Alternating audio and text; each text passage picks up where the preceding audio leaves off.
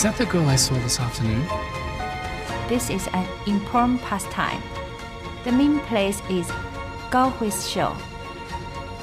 And the pieces that she's wearing, will they be in the heart series?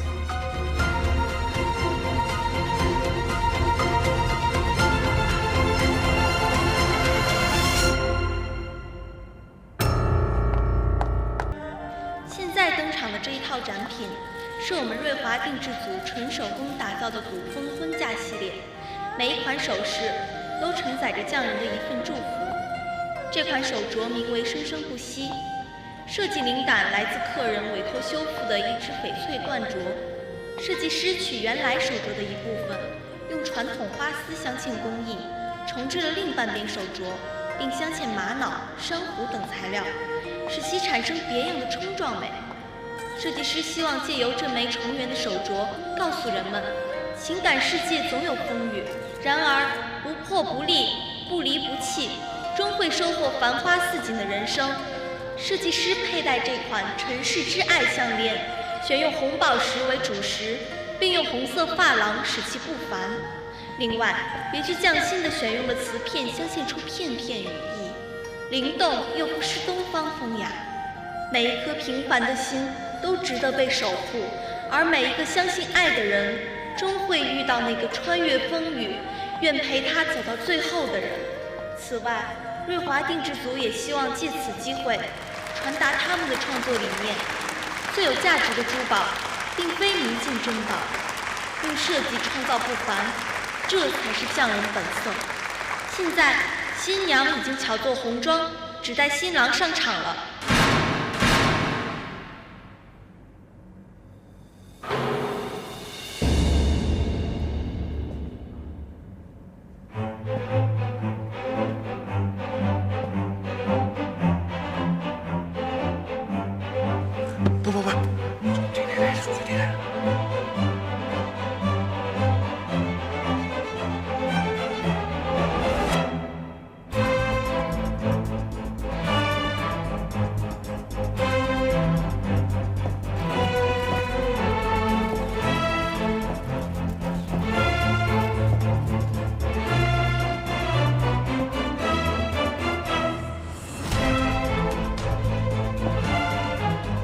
于石怎么来了？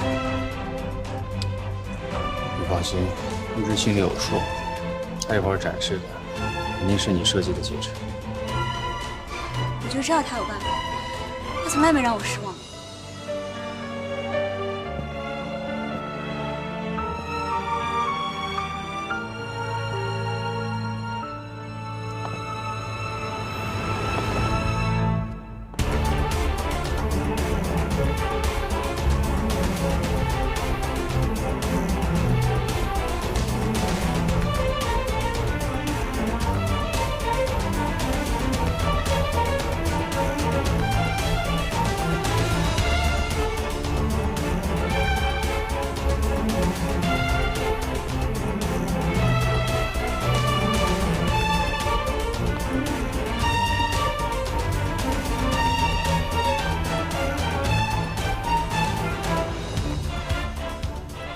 你来是要拉我下台的吗？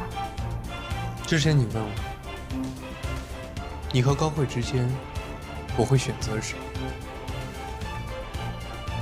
你想听到什么样的答案？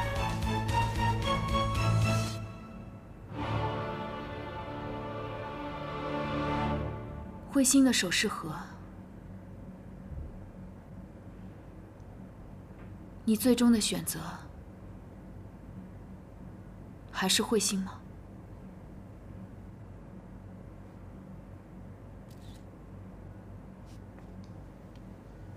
设计作品的珍贵之处，就在于阐述情感。我所有说不出来的情感，都在这枚戒指之中。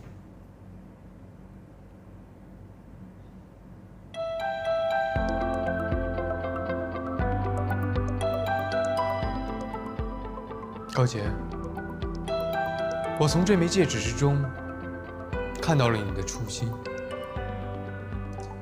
请让我用一生去照顾她。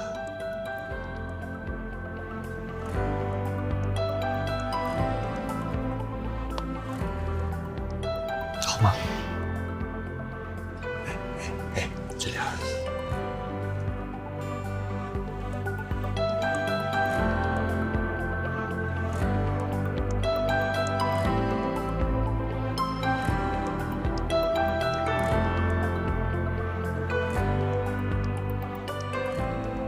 高姐，这一次我是认真的，也不是为了宣传造势，或是写好的剧本。可以说，这次纯属是冲动，但这就是我的心意。因为在第一次见到你的时候，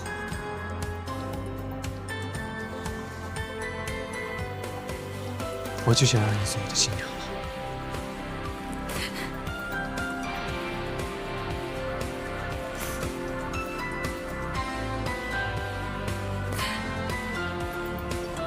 我还以为你上台是为了要展示高慧的设计，没想到竟然是……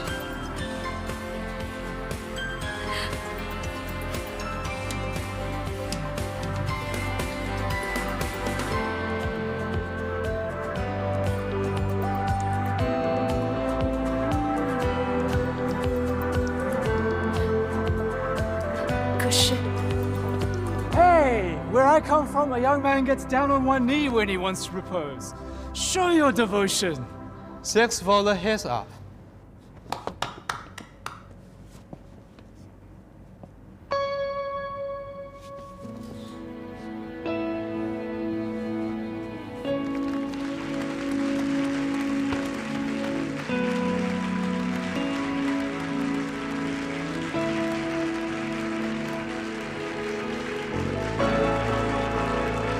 嫁给我。 Marry him.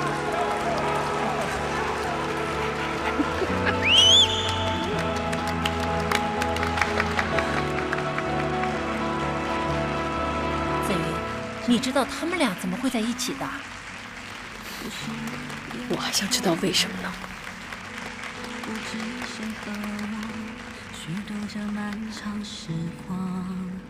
于芷，我的犹豫和爱情无关，我是在担心你。一旦接过这枚戒指，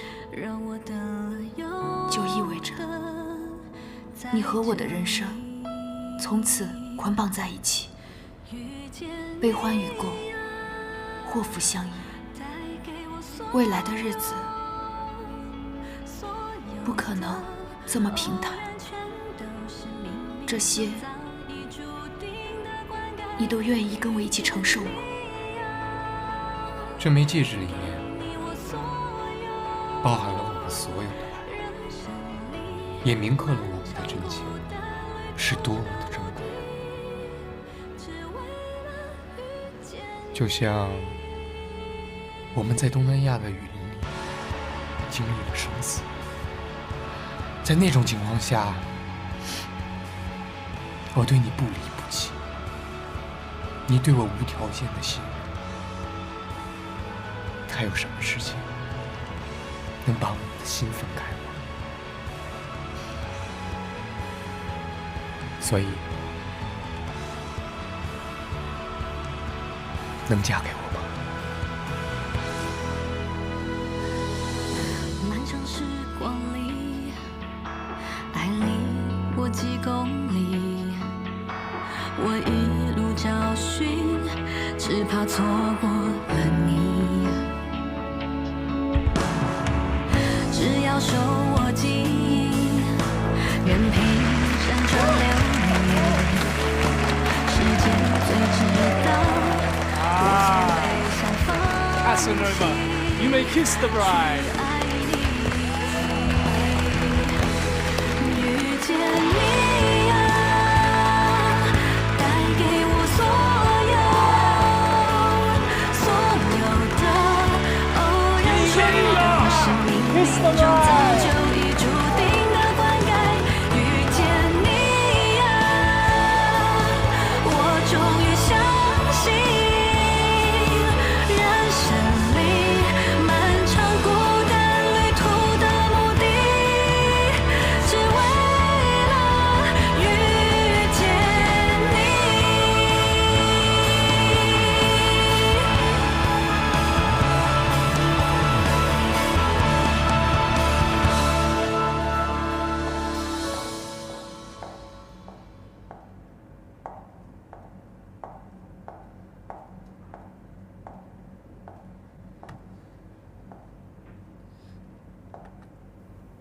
怎么可能？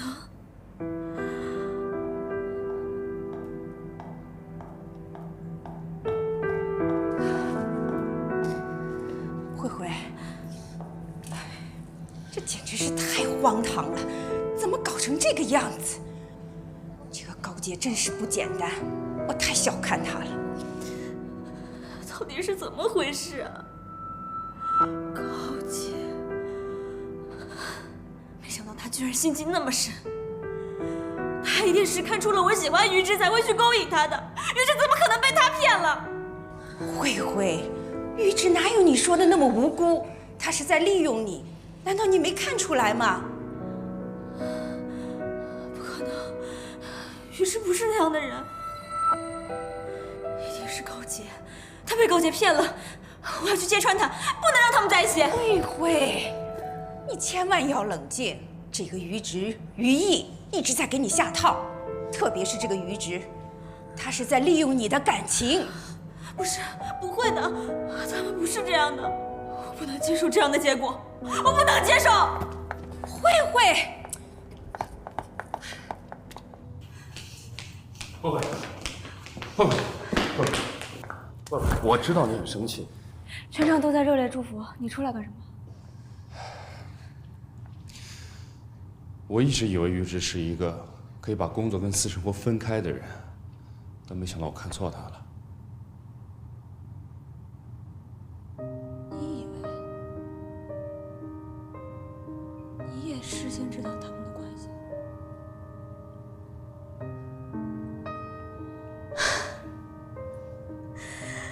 好啊，全世界都知道他们俩的关系，只有我被蒙在鼓里是吗？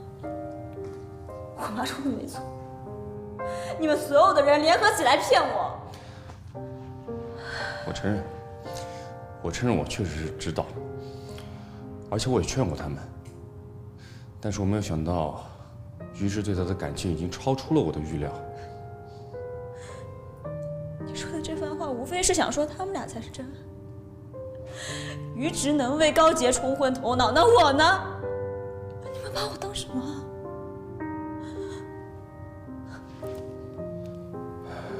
慧慧，你对于于之的感情我全看在眼里。我之前提醒过你们，不合适。今天就算没有高洁，也会有其他人，对吧？好，你现在知道了，所以对你来说放手，应该是好的选择。不可能，一切都是阴谋。高洁不是真的爱于之，我一定会揭穿他的假面具，把于之赢回来。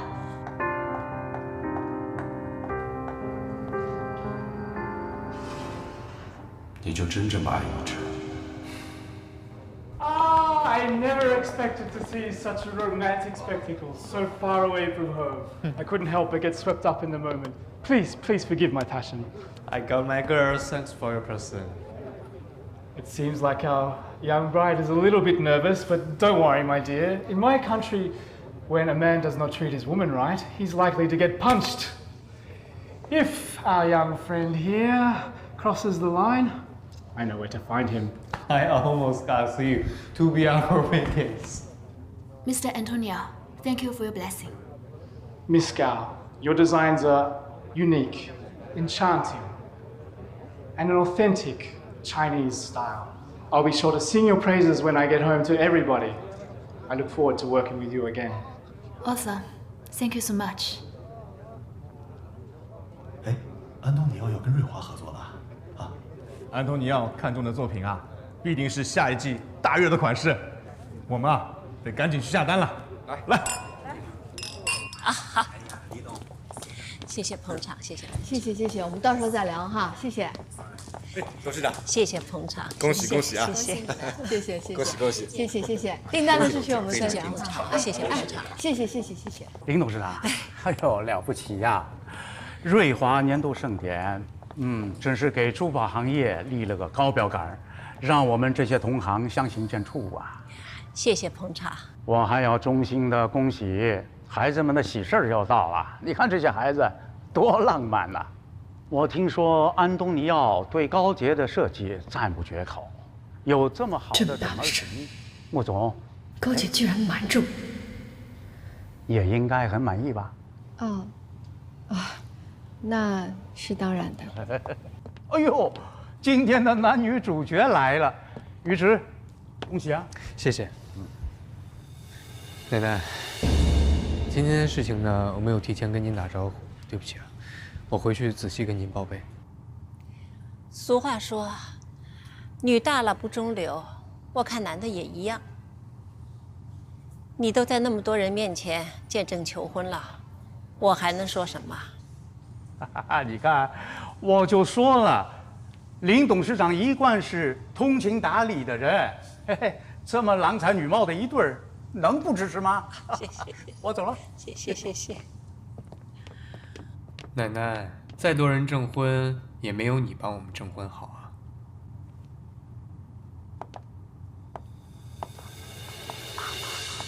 高姐，你跟于之谈恋爱，你们家里人知道吗？他们会不会答应？你考虑过吗？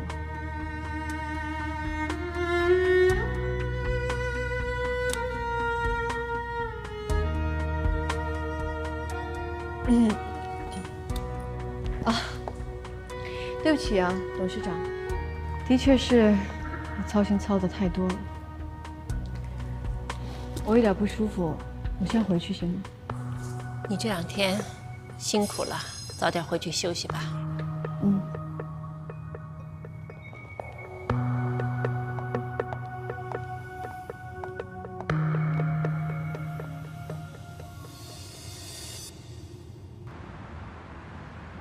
怎么了？刚刚穆子云的话让你不舒服了？没有了，我在想订单的事情，回去还要跟蔡师傅合计一下，我还是先回去好了。不会耽误你太久的，1顿饭的时间，走吧。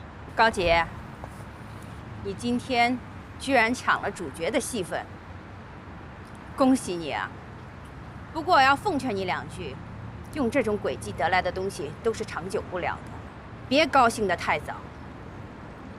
我很认同你这句话，但是这句话送给你自己更恰当。你说什么？吴小慈老师，我很敬重您，也希望您尊重我的未婚妻。哼，于直，你真是爱妻心切。你了解他吗？他在背后用了多少手段，耍了多少心思？他给你吃了什么迷魂汤了？他居然骗得你向他求婚。今天在台上所有的决定呢，都是我自己的决定，跟高洁无关，她也完全不知情。我跟高洁的感情也很好，不存在谁欺骗谁。哦，对了，在工作中呢，我敬您是前辈，您所有的指点我也非常感谢。这种感情的私事，您还是不要掺和。你自己的决定。那撤了镶嵌组的表演也是你决定的。作为镶嵌组的副总，你怎么能这么做呢？你这么做对得起你的团队吗？你对得起慧慧吗？其实高慧自己心里呢，比我更清楚，她到底干了什么，是谁用诡计去陷害自己的竞争对手。董事长说过，我们瑞华内部要齐心协力。如果他这个事情传到董事长的耳朵里，恐怕这件事情不好收场。我是在替他善后。哼，就算慧慧做了什么，那也是为了你镶嵌组的利益。于直，你不要被感情冲昏了头脑。你现在居然事业也不要了，你是不是连瑞华和我们瓷炼的合作也不想要了？瑞华和瓷炼的合作本来就是你情我愿的商业合作，但是这段日子呢，你们瓷炼好像只把瑞华当作高慧的练兵场，当初答应的资源也迟迟未落实，我很难看出你想合作的诚意啊。你这话什么意思？很简单，我和于毅非常看重您的合作，也非常想跟您合作。当初答应您的资源也一样没有落下，我们也不会单方面的解除合约。不过呢，您要是觉得除了瑞华，瓷炼还有更好的合作平台，我们绝不阻拦。至于我们首席设计师到底还是不是高慧，完全取决于您还有高慧。真是昏了头了。哦，对了，在工作之余呢，我想有绝对完整的人身自由权利，还希望您不要干涉。我们走吧。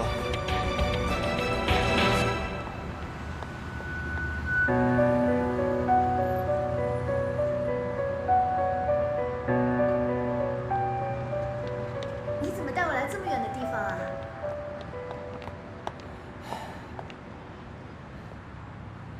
刚才求婚太仓促了，没有花怎么行呢？可是这么晚，我又不知道去哪里买999朵玫瑰花，我只好让严凯准备了烟花，只有这里才能放，希望你会喜欢。烟花？嗯。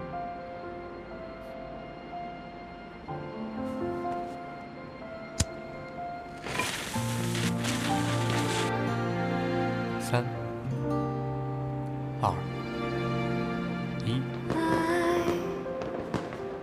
最美的安排，不需要等待，向着我走来。这是我见过最绚烂、最美丽的花。在你出现之前，我的生活平淡无奇。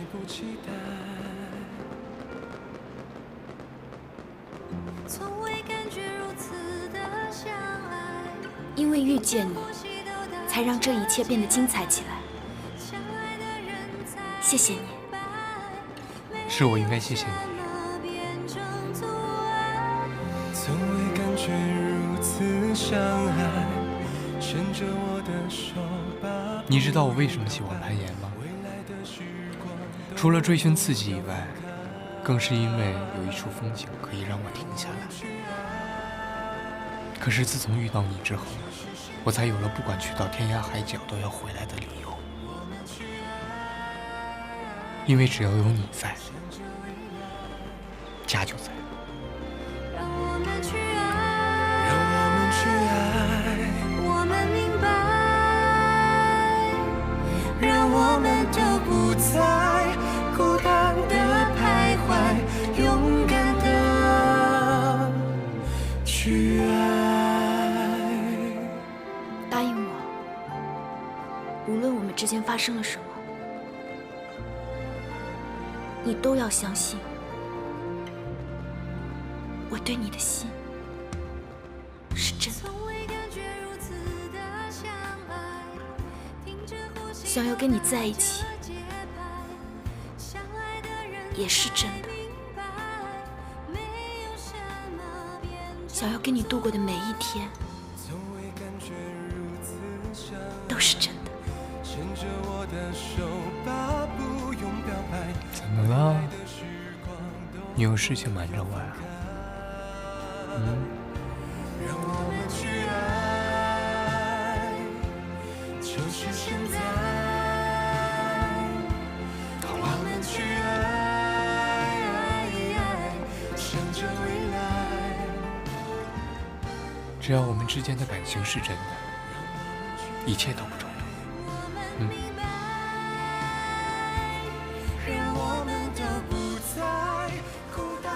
于芷，从这一刻开始，我会放下所有，真心以待。让我们都不再孤单的徘徊，永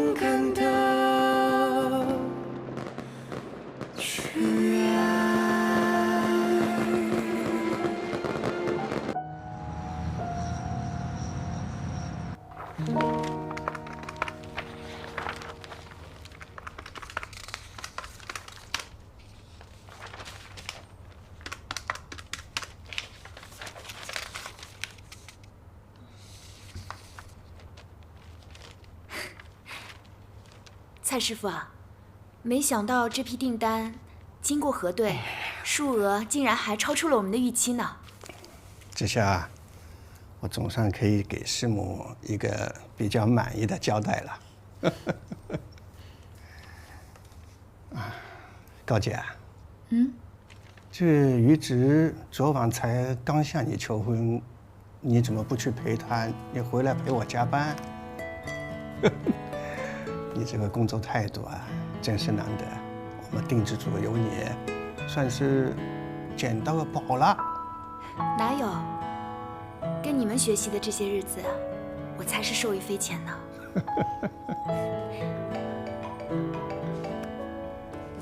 你在干嘛呢？我想你了。要不要一起吃早饭啊？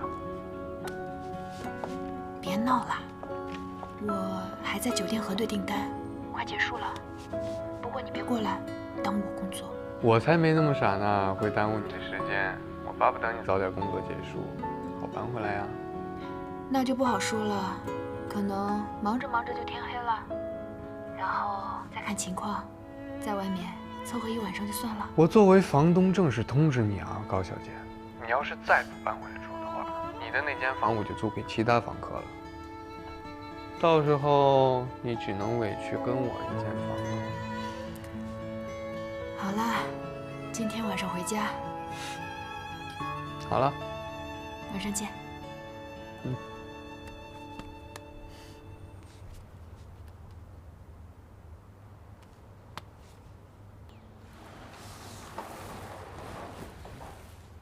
表姨，坐吧。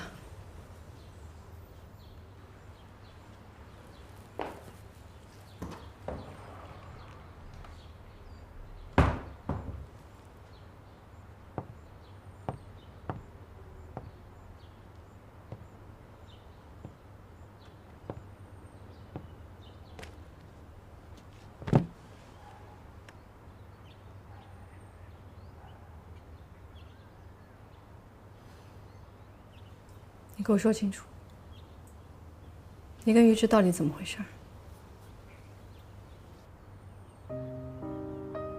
对不起，表姨，我不该瞒着你。这么说，是真的了？你跟于直早就开始了，分手，马上分手，结婚的事情提都不要提。表姨，于直对我是真心的，真心的。我告诉你，真心的话我听得多了。你能保证真心永远不变质吗？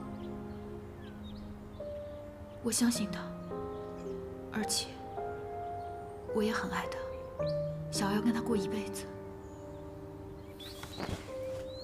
你知不知道我跟于直之间的关系？一开始的时候我真的不知道，等知道的时候已经无法自拔了。我没有孩子，我把你当作亲生女儿一样看待。女儿找到好的归宿，当妈的能不高兴吗？但是你千不该万不该，你为什么偏偏要找于直呢？啊，我跟他的恩怨，这辈子我们俩也解决不了。你居然明明知道，我真是不知道有一天你会这么对我。对不起，表姨。你不要跟我对不起，你跟你自己对不起。余光华是个什么样的人，你是知道的。他怎么当父亲的？他能生出一个好儿子来吗？啊，你现在在热恋，当然了，什么事情都无所谓。但是你走进婚姻了啊，那将来痛苦的事情，你痛苦一辈子，就跟我一样。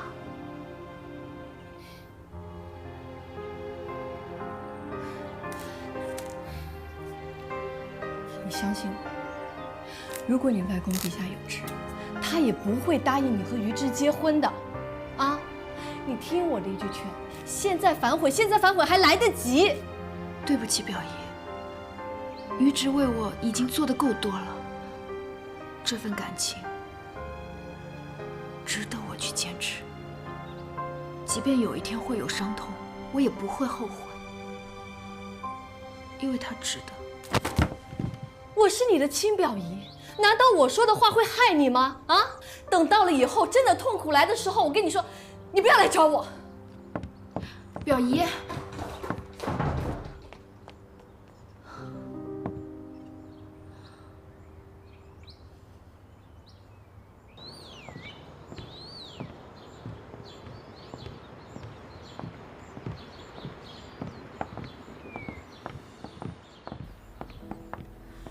高慧啊，高慧，你怎么会犯这种错？先是被高洁抢了风头，夺了喜欢的人，接着又跟于毅。当初的拥抱多伤人，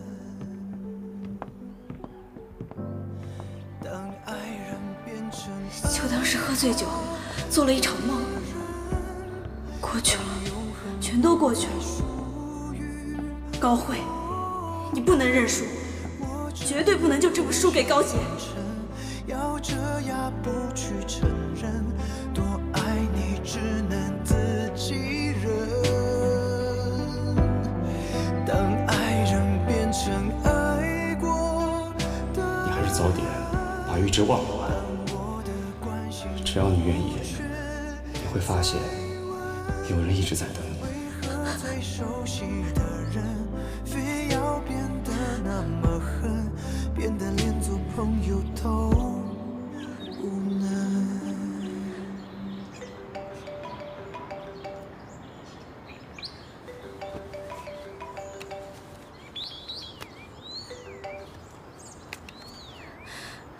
喂，慧慧，哎呀，你终于接电话了，你知道吗？你急死妈妈了。你现在在哪儿啊？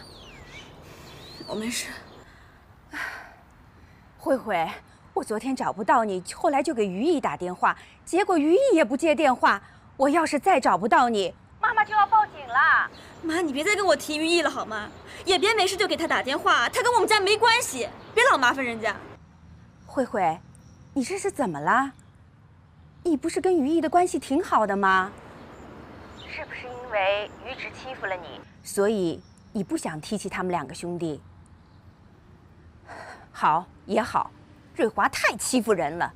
慧慧，你放心，妈妈一定会替你出了这口气的。妈，你别再掺和我的事了，好不好？慧慧，妈妈不是怕你被别人欺负吗？你放心，高洁在我心里什么都不是，我绝对不会认输的。至于其他人，你别管了，我挂了。哎，慧慧，慧慧。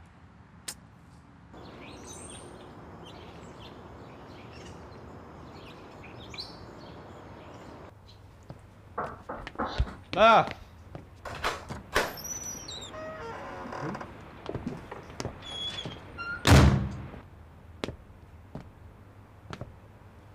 怎么了？脸色这么不好？啊，高慧昨天晚上难为你了？没有。还说没有？都挂脸上了。哎呀，高慧那人就这样，好像全世界人都得宠了他一样。于直，我说你这人有没有良心啊？有了高慧，我们才有牵制穆子云的资本。他对你怎么样，你心里很清楚。他是一个什么样的人，最不该评价的就是你。你这是在替高慧打抱不平？你知道高慧对你心有所属，昨天当着这么多人的面，你跟高洁求婚，你这是在打高慧的脸。同时，你又得罪了吴小慈，这对母女我们花了这么长时间去努力，全都白费了。以后相见组的作品谁来设计？那你说没有感情是根本不能在一起的呀。早点让他知道，让他死心也是对他好啊。至于设计这件事情，哥你平心而论啊，高洁和高慧谁更有潜力？你的意思是，为了高洁，你宁愿舍弃辞恋，也要捧一个不知名的设计师？我相信我自己的眼光。荒谬！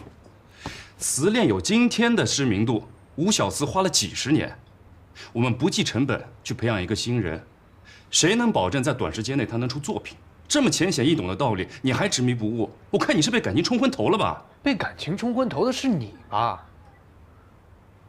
高慧进公司以后，他所有的处理问题方式屡屡证明他不合适，冲撞工厂，再加上虚假营销，这些理念都证明了他跟瑞华是格格不入的。哥，我知道你对他是什么感受，或许你应该跟他好好谈一谈，你们两个之间或许能 OK。我来这儿不是跟你来讨论我的私事，我是希望你以大局为重。还有，从今以后，既然你选择了高洁，就不要再跟高慧扯不清楚。还有，关于跟瓷炼的合作，绝对不可能因为今天而终止。我一直对高慧的态度很明显，如果你觉得还不够彻底的话，那我最后再找到他一次。你我都是公私分明的人，我不希望因为他，我们两个产生隔阂。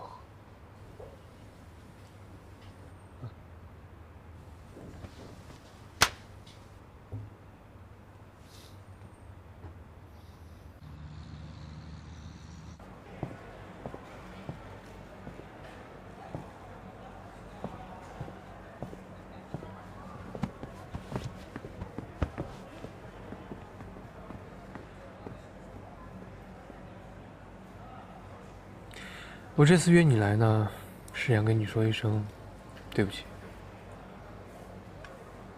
有什么对不起我的？你从来都没有说过喜欢我，是我一厢情愿。您的水，请慢用。可我还是要说声对不起，因为毕竟这件事情可能会对你造成伤害，但它并不是我的本意。感情这件事情没法控制。我希望我们还是合作伙伴。你所谓的抱歉，就像一个上司解雇员工一样公事公办。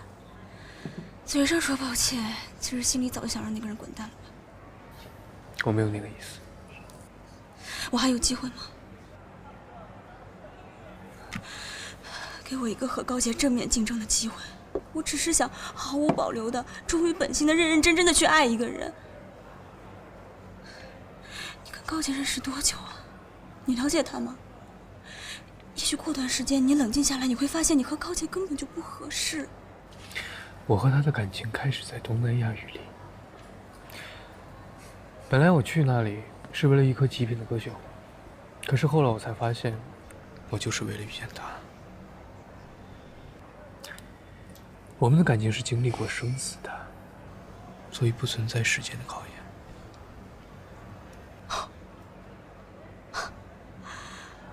听起来简直像个爱情童话。当初是你们兄弟二人跑到我这来，信誓旦旦的和我说要共创慧心的未来，还拿着那颗歌血红。现在看来，从头到尾都是在耍我吗？我一直很希望瑞华跟瓷炼能够紧密合作，因为这样才是双赢。但是你的母亲有她自己的想法，她一直把瓷炼跟瑞华撇得干干净净。就这件事情而言，孰对孰错很难界定。但是我对慧心的承诺从来没有变过，我会用尽我的全力去打造慧心。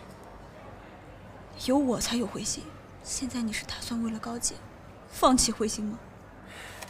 你和高洁的设计风格完全不同，不存在于谁代替谁。你们都是很好的设计师，也会为中国珠宝行业的发展带来很大的贡献。高慧，我希望你放下个人情绪，以后我们还是合作伙伴，我们可以共创一番事业。好宏伟的愿景啊！一顶合作伙伴的帽子扣上来，我算是彻底出局了吗？高洁真是有两下子哈，一个晚上在设计上和我平起平坐，还让我的心上人变成了我姐夫。姐夫？什么意思？你不知道吗？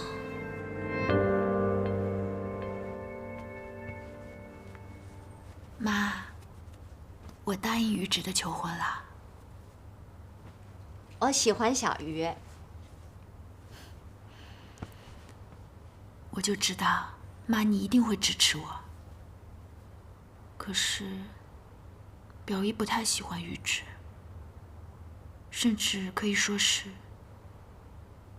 非常非常讨厌的。我也不希望表姨生我气。小鱼爱生气。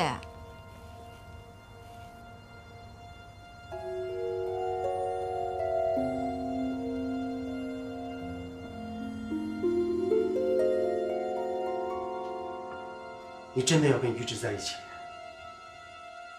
听爸爸一句话，不要用自己的婚姻大事来报复你妹妹，你会后悔的。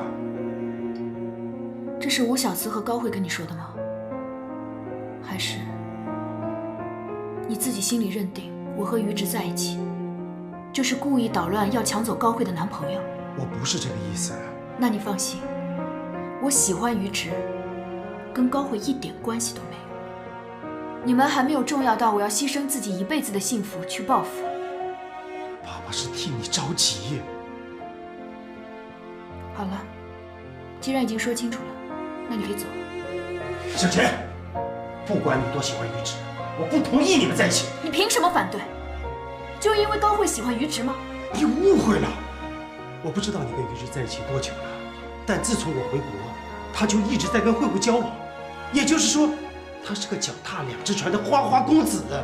这种男人你怎么能嫁呢？够了！不是每个男人都像你这样。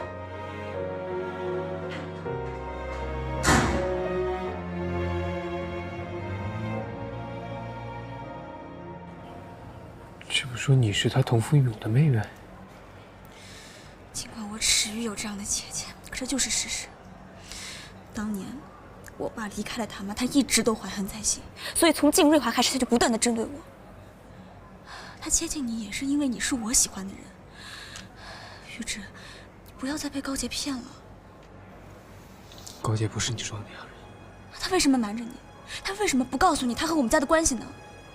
因为他有难言之隐。他当然有难言之隐。他为了折磨我才和你在一起，这样的难言之隐他开得了口吗？你眼中的高洁，不过是他演出的样子而已。于芷，扪心自问，你真的了解高洁吗？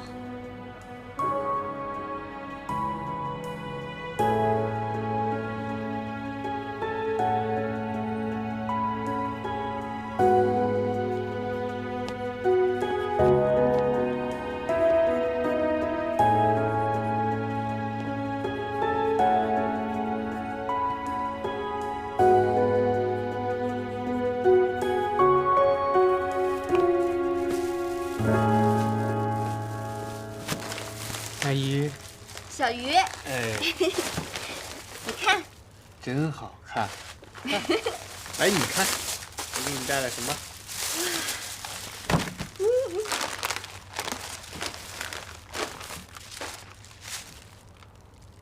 棉花糖。棉花糖是甜食，吃多了对身体不好。那我给你变个魔术，好不好？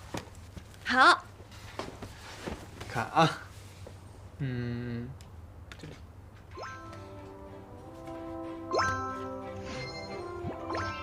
看，这些是不是都是棉花糖？对吧？这是3个棉花糖。那如果这3个棉花糖凑到一块儿的话，就会这样。哇！宾果消消消！是不是消失了？给我。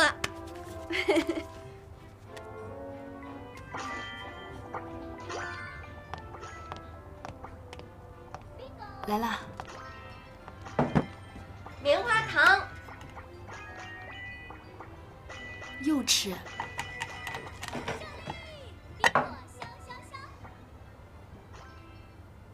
怎么了？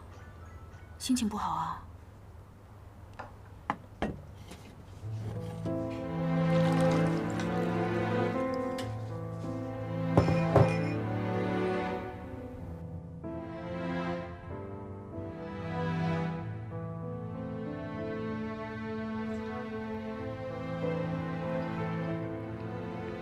我见过高慧了，他跟我说了你们的事情，还有你们的关系。你有什么要跟我说的吗？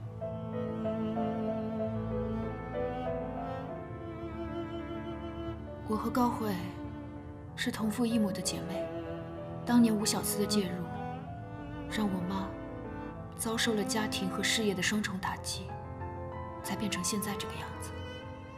我进入瑞华，确实是有跟高慧较劲的意思。我想用实力打败她，还有我妈妈失去设计能力做不到的事情，我都要一一替她完成。那你为什么不早跟我说？从我知道我跟高慧的关系开始，你们已经是合作伙伴了，我怎么可以开口跟你说这些？告诉你，你就会跟高慧和子恋断绝来往吗？后来时间久了，我更不知道怎么解释这一切了。我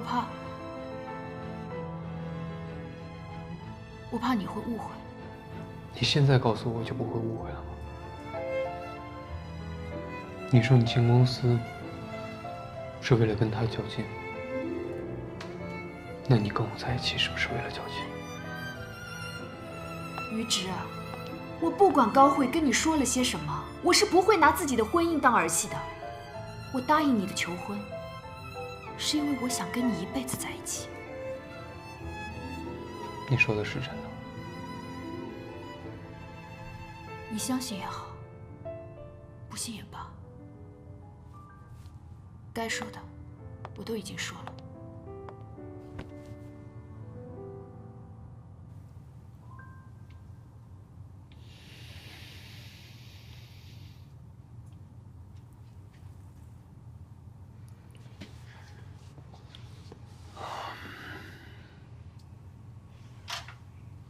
我相信你，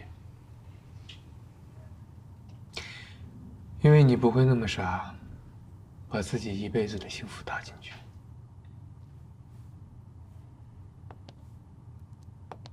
你真的不介意我对你的隐瞒？我介意，我也很生气。不过我理解你为什么这么做。每个人都有一些自己不想说的秘密，就像我跟穆子云的关系，我也不会轻易告诉别的人。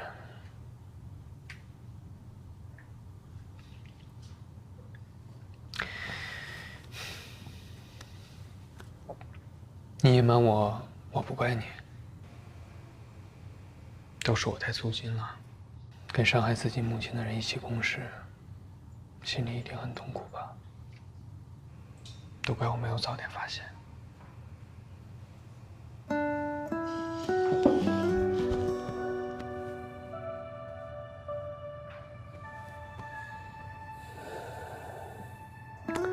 我现在是你的未婚夫，我们有什么事情啊，都要一起承担，一起共历风雨。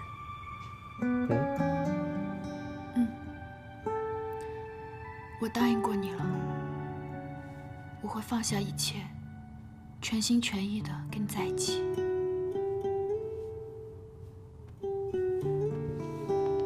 那我们约定好，从今往后，我们之间不能再有秘密，好吗？我赢了，我赢了！你们都不理人，我要去找小云了。小云是谁呀？小云在那边。啊，那一会儿我们去好不好？让我给你看下一关。看看，这，嘿，对。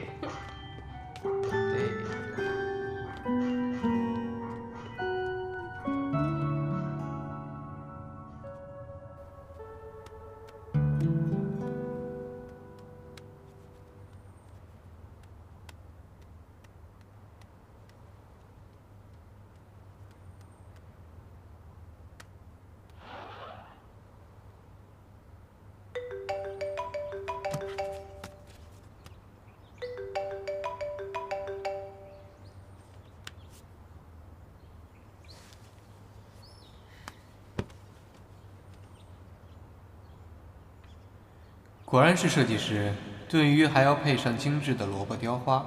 今晚我有口福了。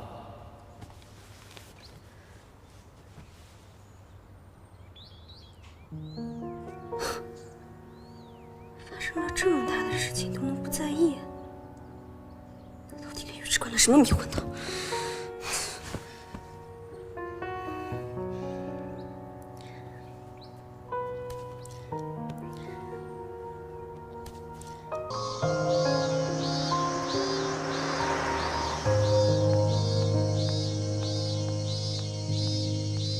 倒啥呀？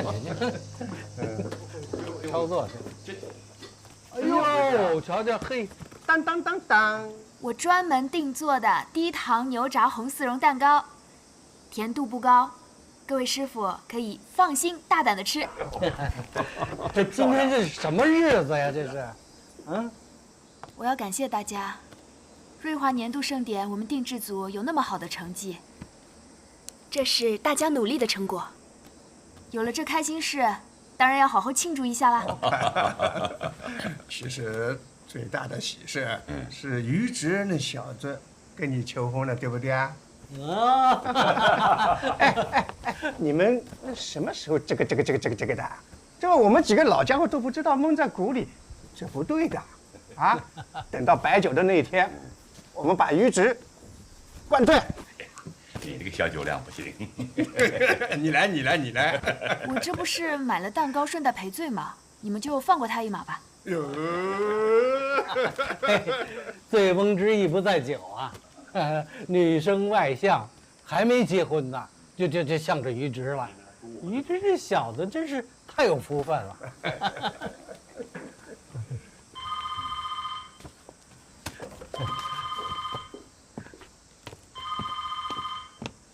我们先来尝尝。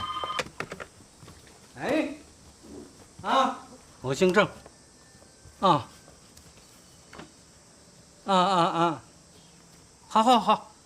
我派人过去。哎，好的，回家啊，挂了啊。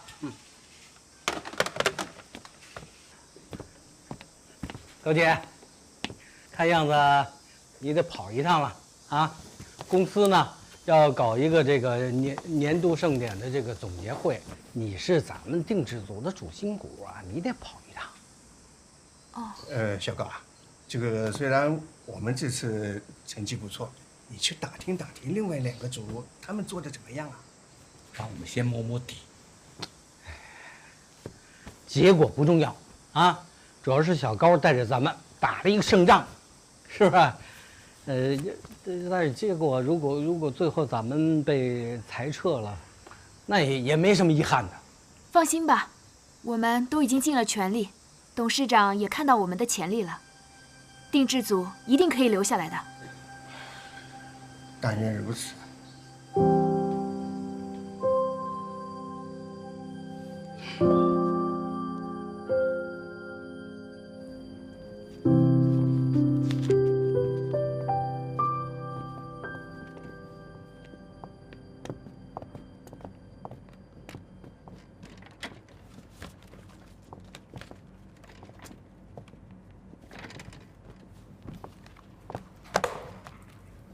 大家好，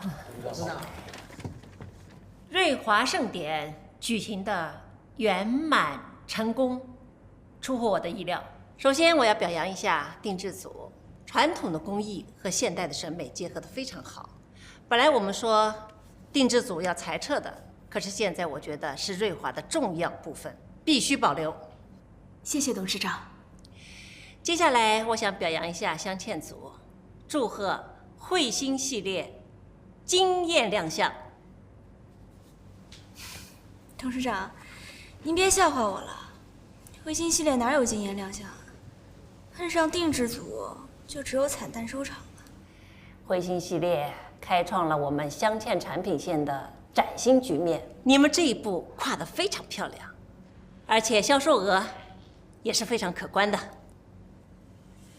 销售额？会展上就那些订单，有什么我不知道的吗？于植搞定了国外代理商大单，确定了好几家百货商场的入驻，并且谈定了比较丰厚的利润分成，所以等于变相的增加了销售额。于植的销售开拓思维非常新颖，把我们瑞华的产品卖到海外去，一直是我这些年的一个心愿。所以我们在这方面可以好好的思考和开拓一下。接下来呢，我要谈一下素金组。素金组一直是以稳扎稳打，今年的销售额呢也比去年稳步上升。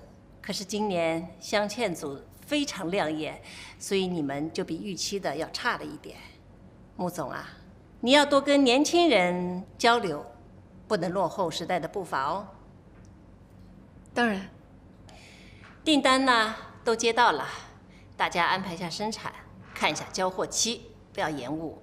我们瑞华一直是以信誉取胜的，所以不要自己砸了自己的牌子。好了，今天的会议就到这儿，大家散会吧。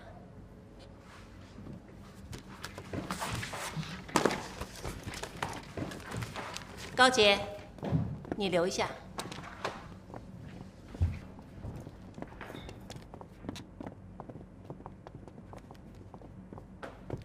爸，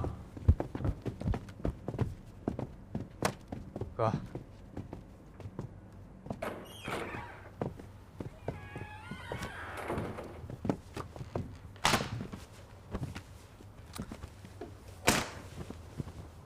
哎呀，行了，就别绷着脸了啊！你在会上都替我说话了，就证明你还是认可我的努力的。我是镶嵌组的总经理，我有维护部门利益的责任。我只是客观的在陈述事实，不为任何人说话，包括你。是，镶嵌组的利益至上，我永远谨记。正确的说呢，是我哥所有说的话，我都会完全尊重，也会立即执行。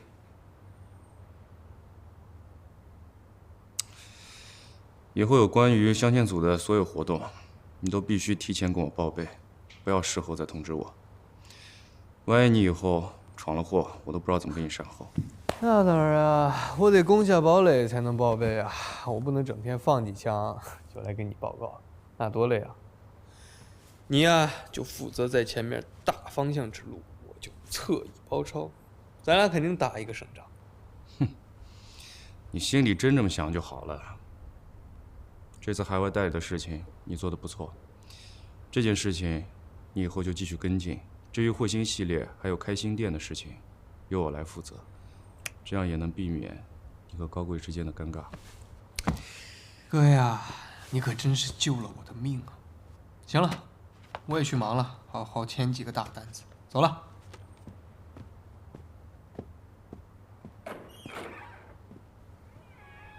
玉芝，为了一个高洁，你就可以背弃我们兄弟和高慧的约定。那如果有机会控制瑞华，击倒穆子云，是不是连我你都可以牺牲？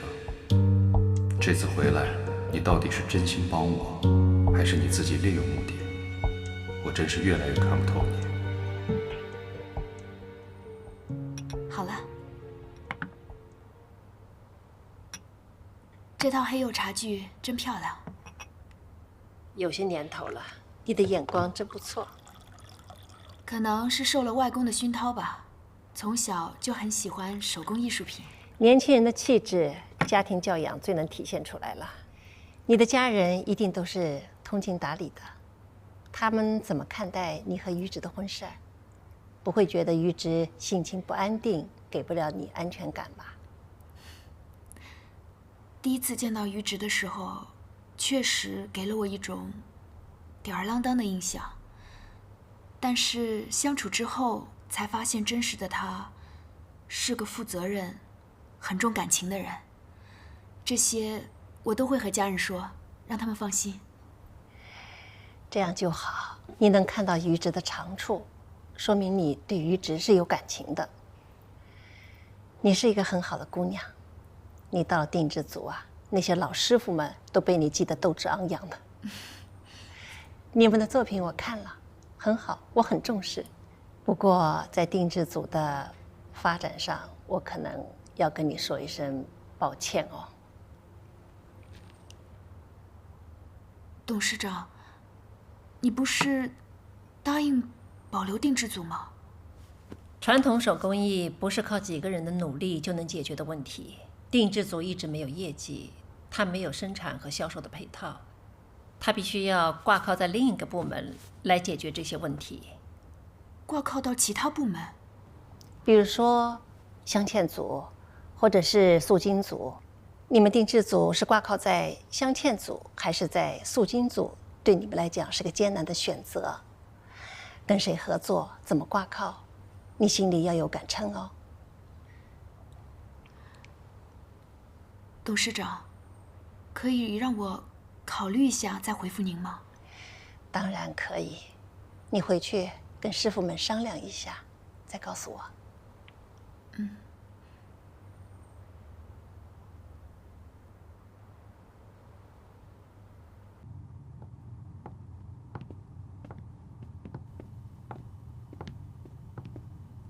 没想到定制组还是避免不了部门斗争。选塑金组帮助表姨，还是选镶嵌组帮助于植？但是他们的关系，我选谁都会伤害到另一个。高洁，穆总，来，跟我来。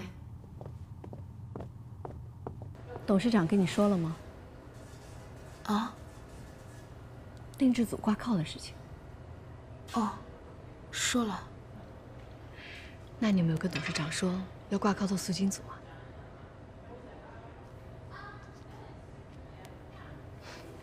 放心，不管董事长现在是什么态度，他一定会答应的。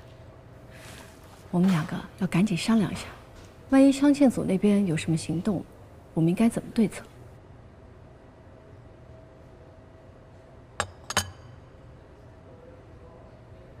表姨，我还没有跟董事长说。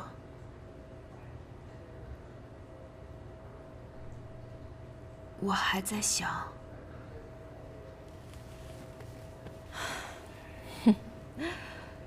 我都忘了，你跟于志已经订了婚，他现在是你心里最重要的人。我这个表姨，说什么也不重要。表姨，你和于植都是我最在意的人。事发突然，我不知道该怎么选。定制组挂靠塑金组，不是因为我是你的表姨，我急需你的帮助。你要从客观理智的角度想，定制组和塑金组，他们两个业务对口，只有你到我这儿来，你才能够有长远的发展。定制组的归属是一件大事，不是我一个人能决定的，所以，我还是要问问老师傅们的意见。抱歉，表姨。小杰，不管你做什么样的决定，我都要告诉你，事业是女人最大的保障。你不要感情用事，失去理智，尤其是你的家庭。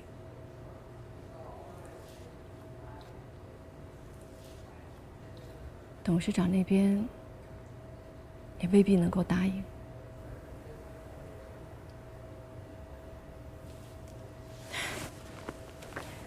好了，你自己好好的想想吧。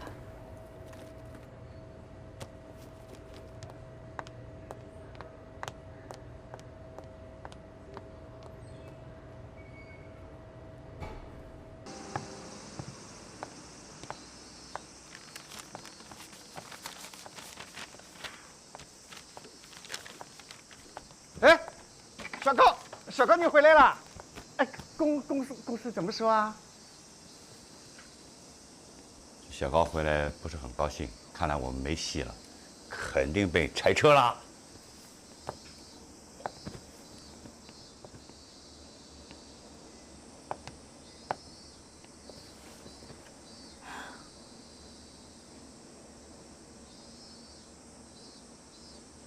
会议宣布，我们定制组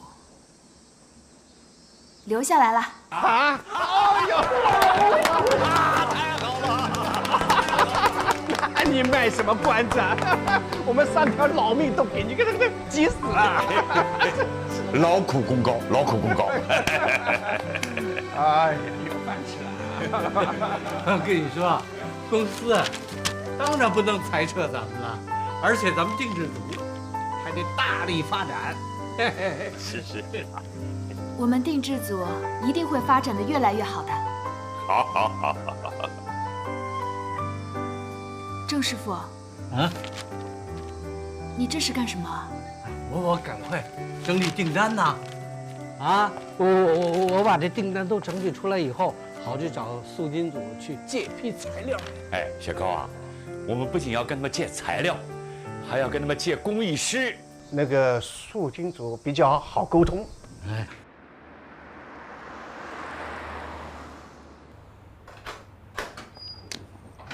我回来啦。回来啦。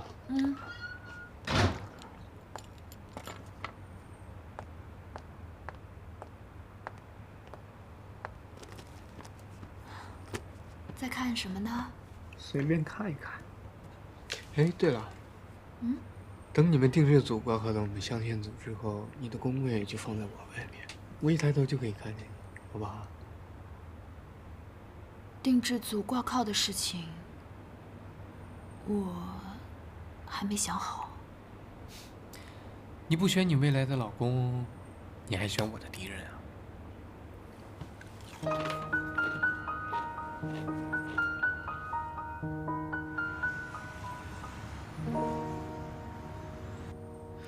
我哥今天去工厂了，我带他出去。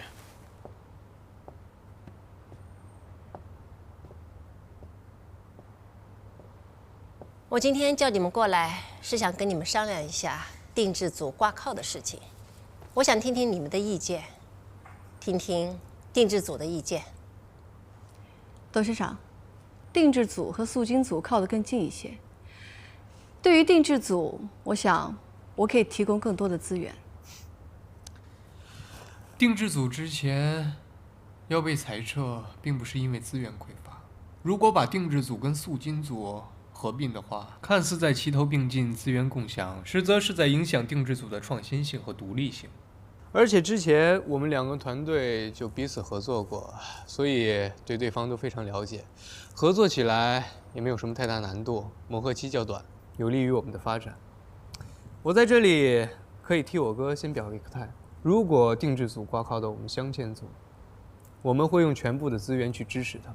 当然了，如果考虑到私人的感情，那如果高洁愿意选择镶嵌组，我也只能忍痛割爱了。高洁，你的意见呢？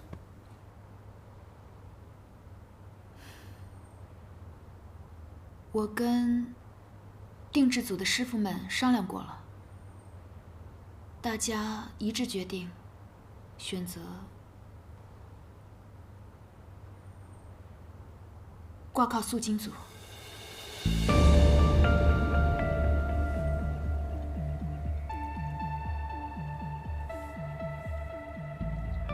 好，你选择的理由是？因为呀，咱们定制组的这个产品呢是中国古风，跟这个塑金组他们的产品呢有些同源性。所以从实际的情况出发，我尊重师傅们的决定。果然呀，大家都是做大事情的人。定制组有技艺精湛的老师傅，又有才华出众的新晋设计师，现在来到我们塑金组，算是为我们如虎添翼，也为我们塑金组增加了一个强将。我们欢迎支持。好，我们尊重定制组的选择。行了，你们都回去吧，回去讨论一下2个部门怎么整合的协议。哎，于直，你等一下，我有话跟你说。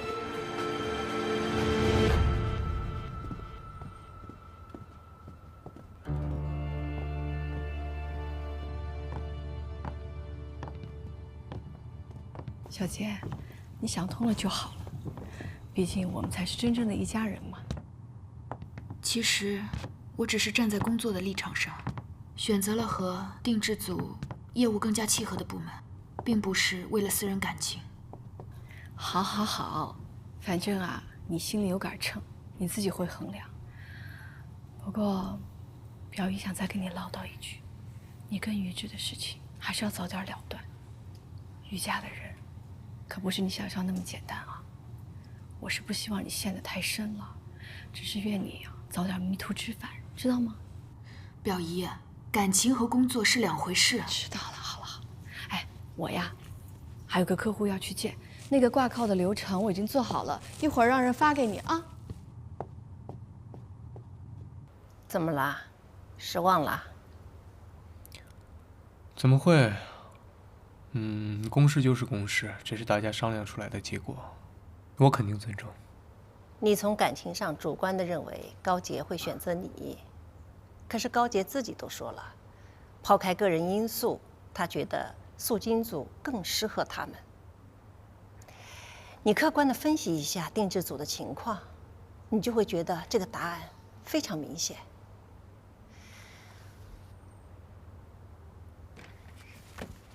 从工艺流程到销售渠道，再到客户群体，素金组更合适定制组。你认识郑师傅他们需要什么，你应该非常明白。要不说我们家高洁优秀嘛，大公无私，谁都想要。高洁的选择让我非常惊喜，你也很聪明，眼光不错。什么时候让我正式的见一下我的孙媳妇儿？是以家长的身份，不是以董事长的身份。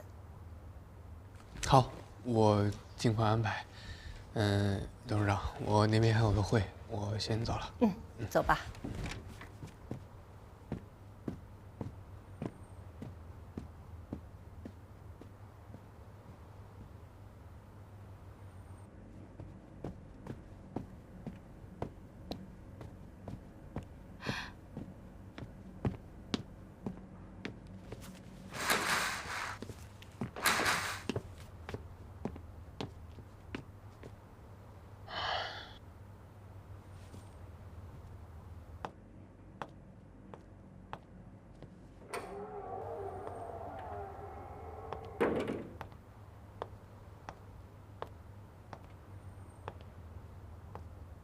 你是不是故意的啊？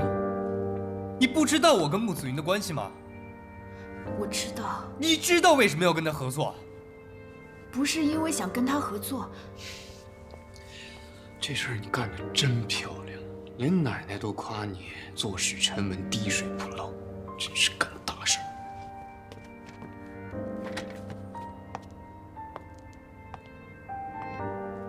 你不要这么想我。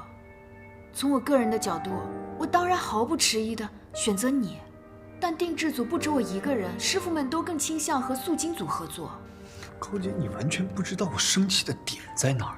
我知道，我把定制组的需求放在第一位，在你看来很不像话，但我不认为这个决定是错的呀。你不知道，你说的这些道理完全没有错，你是说话的时机不对，你知道吗？时机？你大可以之前就告诉我你的选择，我就这么不值得被你信任吗？我当然信你了。那你信我为什么不提前告诉我？你想选择素金组你就去啊，我难道不支持你吗？你心里知道啊。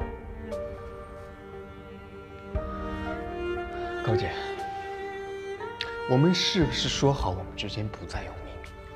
你这么快就忘了吗？还是说你认为我会不听你的解释，非要让你来相欠组，不顾全定制组的大局吗？我就这么在你心里就这么武断吗？对不起啊。